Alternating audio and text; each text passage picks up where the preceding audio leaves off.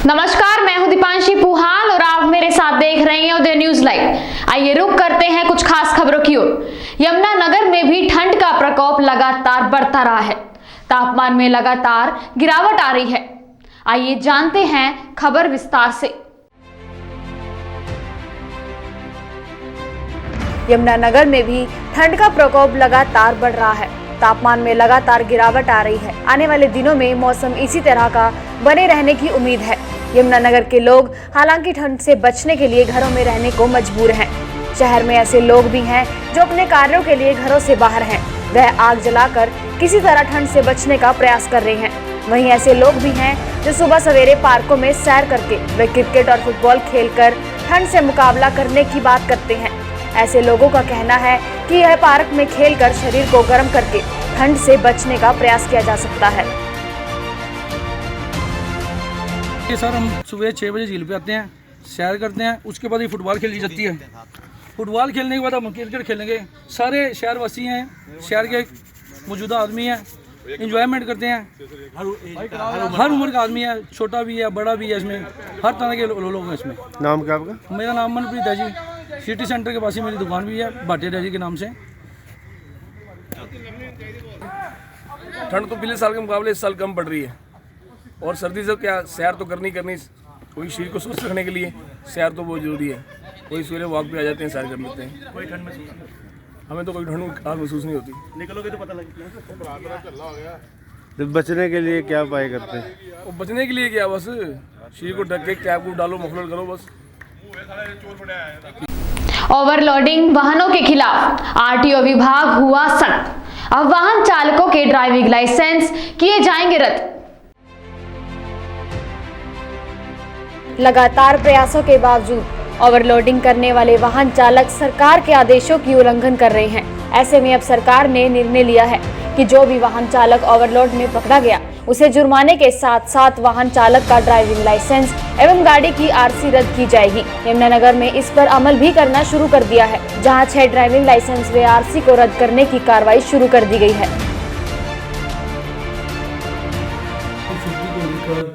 मैंने यहाँ ट्रांसपोर्टर्स की मीटिंग बुलाई है, मैक्सी कैब यूनियन की मीटिंग बुलाई है, प्राइवेट ऑपरेटर्स की मीटिंग बुलाई है और स्टेट कैरिज बस सर्विस वालों की भी मीटिंग बुलाई है।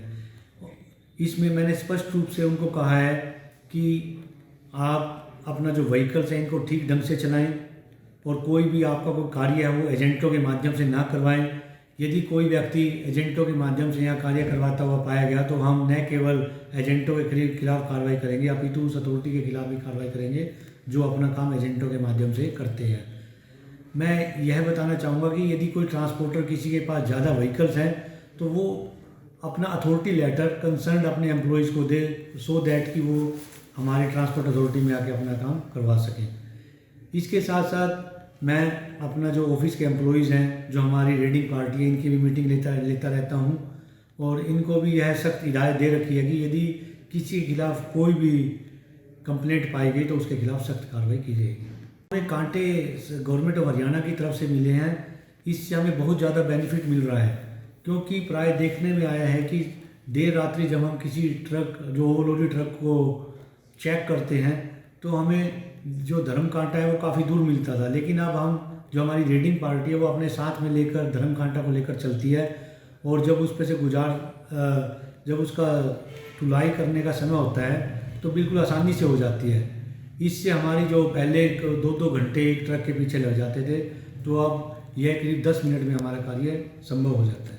इसमें विजिबिलिटी नहीं, आप जांच भी करते हैं, आपकी टीम है उसकी सुरक्षा के लिए भी कुछ स्पेशल इक्विपमेंट्स या ड्रेसेस हैं जो मतलब जान कहीं जोखिम में न डल जाए। इसके लिए हमने स्पेशल जो हमारे जो बैटरी सिस्टम है या फिर बैटरी से भी हम जैसे ट्रक ड्राइवर है तो उनको उस तरफ इशारा करते हैं रुकने के लिए।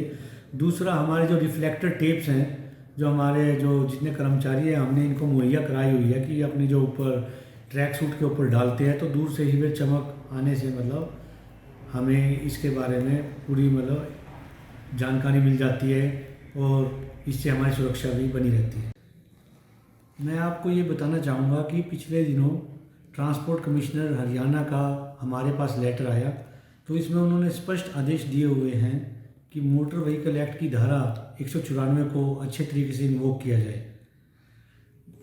मोटर व्हीकल एक्ट की धारा 194 में यह प्रावधान है कि कोई भी ट्रक ड्राइवर यदि मोटर व्हीकल एक्ट की धारा 113, 114 और 115 का वायलेशन करता है तो उसकी सज़ा सेक्शन 194 मोटर व्हीकल एक्ट में दी गई है। इसके तहत कोई भी ओवरलोडेड व्हीकल जो ओवरलोड करता है उसको 20,000 रुपये से चालान होता है और इसके पश्चात जो भी 1 टन एक्स्ट्रा करेगा तो उसके 2-2 हज़ार के हिसाब से उसका चालान होता है।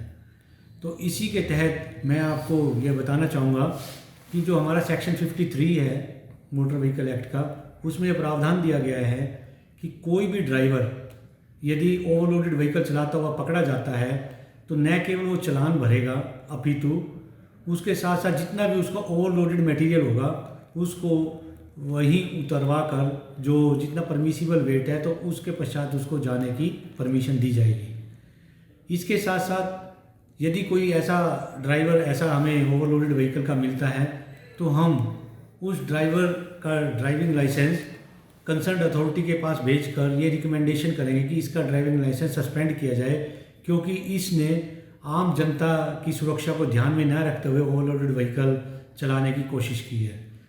इसके साथ साथ जो धारा 53 है मोटर व्हीकल एक्ट की, इसमें भी ये प्रावधान दिया गया है कि कोई भी व्यक्ति यदि कोई प्राइवेट बस चालक का ड्राइवर भी है या उसका ओनर है, यदि वो इस तरीके से बिना रोड टैक्स जमा कराए बिना परमिट के कोई भी बसेस मैक्सी कैब चलाता हुआ पाया गया तो हम उसकी जो रजिस्ट्रेशन सर्टिफिकेट है उसकी सस्पेंशन और कैंसलेशन के लिए भी कंसर्न अथॉरिटी को लिखा जाएगा।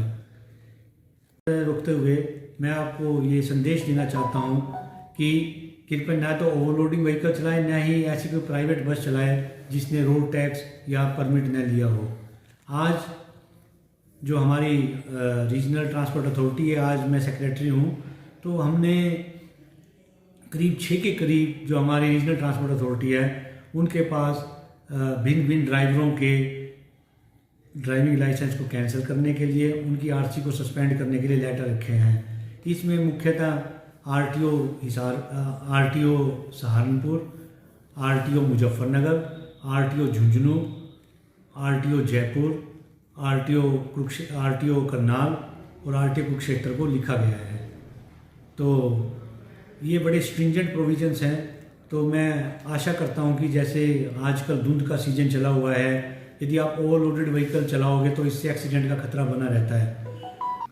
मैं आपको यह भी बताना चाहूँगा कि यदि कोई ड्राइविंग लाइसेंस या रजिस्ट्रेशन सर्टिफिकेट हमारी यमुनानगर की अथॉरिटी से जारी किया गया है तो हम बाय रजिस्टर्ड पोस्ट उसको नोटिस भी भेजेंगे जो भी ड्राइवर ऐसा करता हुआ पाएगा, या उसको पर्सनल उसको रिसीव कराएंगे नोटिस, उसको एक अपॉर्चुनिटी देंगे कि क्यों ना आपके खिलाफ कोई कार्रवाई की जाए एज पर section 53(2) of motor vehicle act, और उसके खिलाफ हम स्ट्रिक्ट एक्शन लेंगे, उसका ड्राइविंग लाइसेंस सस्पेंड करने का भी और आरसी को सस्पेंड करने के लिए भी। जहाँ तक पिछले महीने ओवरलोडिंग व्हीकलों के चलान और उनसे प्राप्त आय के स्रोत की बात है, मैं आपको बताना चाहूँगा कि पिछले महीने हमने 153 के करीब चलान किए और इससे हमें 51,76,000 के करीब राजस्व की प्राप्ति हुई। और मैं आपके माध्यम से सभी ट्रांसपोर्टर्स को और ड्राइवर्स को ये रिक्वेस्ट करना चाहूँगा कि धुंध के मौसम में कृपया आप ओवरलोडेड व्हीकल न चलाएं। जितना परमिसिबल वेट है, परमिसिबल वेट के हिसाब से ही अपने व्हीकल्स में मटेरियल डलवाएं, जिससे न केवल आप लोगों की सुरक्षा होगी अपितु आम लोग भी अपना सड़क पर ठीक ढंग से चल सकेंगे। बैंक एजेंटों ने ग्राहकों का लोन पास कराकर खुद हड़पा पैसा, बैंक के फोन आने पर हुआ खुलासा। हरियाणा के यमुनानगर में बैंक एजेंट द्वारा भोले भाले ग्राहकों को जाल में फंसाकर उनके नाम पर लोन लेकर खुद पैसा हड़पने का मामला सामने आया है। ऐसे 27 लोगों के नाम बैंक ने लोन कर दिया है। यह लोन ग्राहकों को नहीं मिला बल्कि एजेंट खुद हड़प गए। जब बैंक ने किस्त भरने के लिए ग्राहकों को फोन किया तो मामले का खुलासा हुआ, जिस पर इन लोगों ने पुलिस में शिकायत दी। अब तक इस मामले में 3 लोग गिरफ्तार हुए हैं, जबकि मुख्य आरोपी अभी फरार है।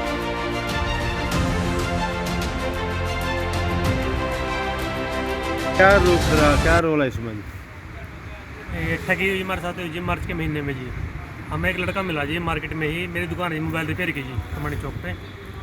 वहाँ कुछ जानकार था वो जी मोहल्ले का, मतलब देखा देखी लड़का था जी वो। उसने बोला कि मैं लोन करवाता हूँ HDFC बैंक से, कि अपने डॉक्यूमेंट दो हमारे को, हम आपका लोन करवा देंगे 1,50,000 रुपये का। उसने बोला कि मैं आप मेरे को कमीशन दे देना एक लोन के पीछे 400-500 जो भी उसने मांगा जा। मैं चलो कोई बात नहीं, हमारा काम कराओ, आपको हम दे देंगे कमीशन, कोई बात नहीं। उसने हमारा डॉक्यूमेंट ले लीजिए, डॉक्यूमेंट लिए उसने व्हाट्सएप पे पहले मेरे से, कह रहे हैं कि मैं इसको बैंक में चेक कराऊंगा जी, आपकी लिमिट कितने की आएगी कितने की नहीं आएगी जी, इस पर आपका लोन डिपेंड होएगा। मैं चलो जी कोई बात नहीं। उसने हमारे से डॉक्यूमेंट ले गई, उसने हमारे को OTP दिया फ़ोन पे जी, कह रहे कि OTP दो हमारे को, आपकी लिमिट चेक हो जाएगी। OTP देने के बाद जी हमारे पास कोई मैसेज नहीं आया भी आपका लोन हुआ, अप्रूव हुआ, कितने की लिमिट आई, कितने की नहीं आई जी, बिल्कुल कोई मैसेज नहीं आया, सिर्फ OTP के बाद। वो हमने उससे पूछा भी क्या रहा हमारे लोन का, उसने बोला कि भाई पेंडिंग में है, अभी लॉकडाउन चल रहा है, स्टाफ तो हमारा है। मैं चलो कोई बात नहीं जी। तो हमारे पास तो जी जून में आता है फ़ोन जी बैंक से, कह रहे भी आपकी किस्त खड़ी है 2 महीने से पेंडिंग, अपनी किस्तें भरो जी। कह रहे मैं सुन गई ये, अचानक मैं बैंक में गया अगले दिन, वहाँ बोला जी हमारा लोन तो मेरा हुआ ही नहीं कैसा, तो वहाँ किस बात की दें। वो कह रहा है कि नहीं आपका प्रोडक्ट लोन हो रखा है, आपके नाम पे LED और वॉशिंग मशीन और मोबाइल वगैरह वगैरह जो भी सामान सुन लिया हमारे नाम पे जी, इसका लोन हो रखा है। मैं जी किसने कराया जी? ये कह रहे नरेंद्र सिंह सरदार है जी कोई, उसने करवाया। तो हमने उसकी तफ्तीश की जी, वो मिला नहीं हमारे को, तो हम सीधे बैंक में गए दोबारा जी, बैंक से अपनी स्टेटमेंट ली जी। स्टेटमेंट लेने के बाद जी हम आए पुलिस SP ऑफिस को मिले जी, वहाँ हमने शिकायत दर्ज कराई अपनी। तो वहाँ से हमारा केस है जी इकोनॉमिक सेल में, इकोनॉमिक सेल में हमारे बयान हुए जी, फुल सपोर्ट की हमारे को जी, मतलब जो भी हमारा मतलब कि हमारे साथ घटना हुई ठगी हुई, सारी हमारी फुल सपोर्ट की जिन्होंने, जगदार जी हैं जी, जनकराज जी और भी इनके जो थोड़े 2-3 और जी कर्मचारी ने हमारी फुल सपोर्ट की जी, हमारे बयान लिख के जी। उन्हें 3 मुजरिमों को पकड़ भी लिया जी, जो नरेंद्र सिंह सरदार के साथ थे जी मिले हुए। एक राहुल है जी लड़का बीच में एजेंट होता है जो, एक साहिल है जी, साहिल वर्मा, और एक है जी मोहित सैनी। ये तीनों आपस में मिले, 4 आपस में मिले हुए थे जी। बाकी में इनकी कार्रवाई संतुष्ट है, जिन पर दार लग चुकी हैं जी। आज उनको कह रहे हैं कि पेश करेंगे कोर्ट में, या कल करेंगे पेश, देखते हैं जी क्या लगता है। बाकी जी अपना लोगों से अपना आधार कार्ड, पैन कार्ड की कॉपी, फोटोग्राफ, चेक ले लिए और उन चेक को पे ग्राहक के जाली साइन कर दिए और बैंक में सबमिट करा दिए। एक इनका कर्मचारी जाके वहाँ से फाइनल लोन होने से अप्रूवल OTP आती है बैंक के उस पर मोबाइल पे ग्राहक के, और उस पर जाके अपना OTP को अपना जो भी पिन आती थी उसको वापस बैंक में शेयर कर देता था कि अपना हो गया। वो NOC मिल जाती थी ग्राहक से, और ग्राहक के खाते में, वो दुकानदार के खाते में बैंक लोन डाल देता है, क्यों जहाँ से प्रोडक्ट लोन पे लेना है। लेकिन प्रोडक्ट ग्राहक को नहीं मिला, ग्राहक के साथ ठगी हुई है। प्रोडक्ट ये जो 3 एजेंट हैं बैंक के, इनमें से नरेंद्र सिंह मेन है, वो अभी फरार है। बाकी नरेंद्र सिंह की गिरफ्तारी पे ही सारा अपना मामला डिस्क्लोज। ये HDFC बैंक, इसमें जो बैंक कर्मी भी शामिल हो सकते सर? उसके बारे में जांच चल रही है, अभी कुछ नहीं कह सकते सर। टोटल हुआ जी ये अपना 13 तो 15 करीब 17 लाख रुपए का। सर आप मीडिया के माध्यम से कुछ एडवाइस भी करेंगे आम आदमी से, जालसाजियों से कैसे बचे? हाँ, मैं जिला जमुनानगर के सभी ग्राहकों से, लोगों से अपील करना चाहूँगा कि ऐसे ठगों से बचें, जो आपके कागजात आपके घर आकर ले जाते हैं और उनको अपना जाली दस्तावेज तैयार करते हैं और बैंक में सबमिट करा के लोगों के लोन मंजूर करा रहे हैं, और पीड़ित व्यक्ति को लोन नहीं मिले। मैं उनको सभी को अपना आग्रह करना चाहता हूँ भी ऐसे ठगों से बचें। सर किस धारा में आपने मामला दर्ज किया? हाँ, मामला है जी सारी अपना ठगी की धाराएं हैं, 419 है, 420, 467, 68, 471 IPC ये जी अपना हमने कल 3 मुलजिम गिरफ्तार करें इसमें। एक तो मोहित सैनी है, और एक अपना साहिल वर्मा है, एक राहुल है। जो मोहित सैनी और साहिल वर्मा हैं, ये तो HDFC बैंक के पहले एजेंट रहे हैं, और ये राहुल है, ये है लड़का एक अपना बोगस आदमी जो लोगों से फार्म वगैरह इकट्ठे करता था, और अपना इनको बैंकर में अपना एजेंट था एक अन्य इसमें नरेंद्र सिंह, उसको फार्म देता था। उसने उन कागजों पे आधार कार्ड जो लोगों के ग्राहकों के हैं उन पे जाली साइन कर दिए ग्राहकों के, और अपना बैंक में सबमिट कर दिए, क्योंकि ये बैंक का एजेंट था HDFC बैंक का, और बैंक से एजेंट करा के अपनी ID से इनके लोन मंजूर करवा दिए। लोन मंजूर करवाने के बाद दुकानदारों के खाते में पैसे चले गए, और दुकानदारों से ये आदमी खुद ही प्रोडक्ट ले आए ग्राहकों के नाम से, और प्रोडक्ट को किसी अन्य जगह बेच दिया। उसके बारे में तफ्तीश कर रहे हैं।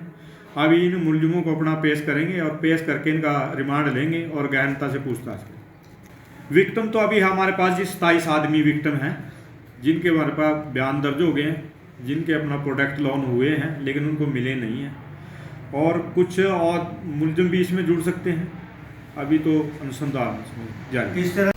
इसी के साथ अब मुझे दीजिए इजाजत, फिर मिलेंगे कुछ नई और खास खबरों के साथ। नमस्कार।